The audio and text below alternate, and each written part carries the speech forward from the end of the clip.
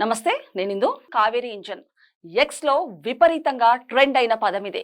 ఈ ఇంజన్ కు కేంద్ర ప్రభుత్వం ప్రాధాన్యం ఇవ్వాలని కోరుతూ అనేక మంది రక్షణ రంగ నిపుణులు, ఔత్సాహికులు, సామాన్య పౌరులు సోషల్ మీడియాలో పోస్టులు చేస్తున్నారు. వాయుసేన సాంకేతికతలో ఆత్మ నిర్భరత సాధించేలా ఈ ప్రాజెక్ట్ కు నిధులు, వనరులు సమకూర్చాలని మోదీ సర్కార్ను కోరుతున్నారు.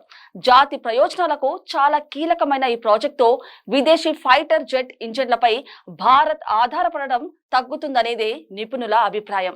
గగనతల పోరాటంలో ఫైటర్ యుద్ధ విమానాలే రారాజులు. వాటికి ఎంతో కీలకమైనది అందులోని జెట్ ఇంజన్. వీటి తయారీ పరిజ్ఞానం అమెరికా, ఫ్రాన్స్, బ్రిటన్, రష్యాల వద్ద మాత్రమే ఉంటుంది. దాన్ని ఇతర దేశాలకు బదలాయించడానికి అవి అంగీకరించడం లేదు. రక్షణ పరిజ్ఞానానికి సంబంధించి ఇప్పటి వరకు అనేక అంశాల్లో భారత్ స్వాలంబన సాధించినప్పటికీ జెట్ ఇంజన్ విషయంలో మాత్రం ఆశించినంత పురోగతి లేదు. భారత్ 1980లోనే కావేరీ ఇంజన్ ప్రాజెక్ట్ ను చేపట్టింది. 80 కిలోల న్యూటన్ల శక్తిని ఉత్పత్తి చేసేలా వీటిని డిజైన్ చేసి తేజస్ యుద్ధ విమానాల్లో వినియోగించాలని భావించింది. అయితే ఇందుకోసం వేల కోట్లు వెచ్చించిన ఆ ఇంజన్ ఆశించిన స్థాయిలో శక్తిని అందుకోలేదు. దర్స్ట్లో లోపాలు, బరువుల సమస్యలు తలెత్తాయి. దీంతో తేజస్ ప్రోగ్రాం నుంచి కావేరీని తప్పించారు. దీనికి తోడు అణ్వస్త్ర పరీక్షల వల్ల అంతర్జాతీయ ఆంక్షలకు గురవడంతో ఈ ప్రాజెక్ట్ దెబ్బతింది. ఇక కావేరీ ఇంజన్ ను మూలన పడేసినట్లనే అభిప్రాయాలు వ్యక్తమయ్యాయి. ఈ క్రమంలోనే రక్షణ పరిశోధన అభివృద్ధి సంస్థ ఆధ్వర్యంలోని గ్యాస్ టైబర్ల పరిశోధన సంస్థ కావేరీ ఇంజన్ లో తగిన మార్పులు చేసి డెరివేటివ్ వెర్షన్ ను రూపొందించింది. అయితే దేశీయంగా ఫైటర్ ఇంజన్లకు పరీక్షించేందుకు సరైన వసతులు లేకపోవడంతో ఇందుకోసం దీని ప్రతిసారి రష్యాకు పంపించాల్సి వచ్చేది.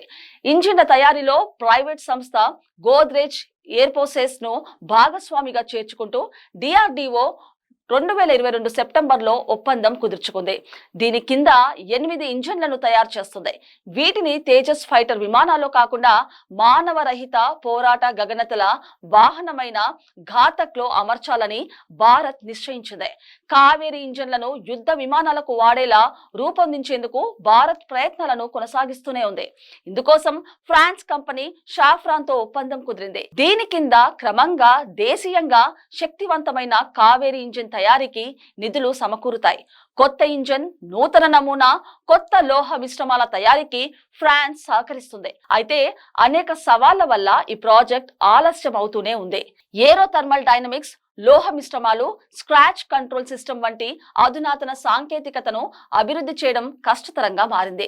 సింగిల్ క్రిస్టల్ బ్లేడ్ ను తయారీపై పశ్చిమ దేశాల పట్టు, నైపుణ్యాలు కలిగిన మానవ వనరులు లేకపోవడం కూడా సమస్యగానే ఉంది.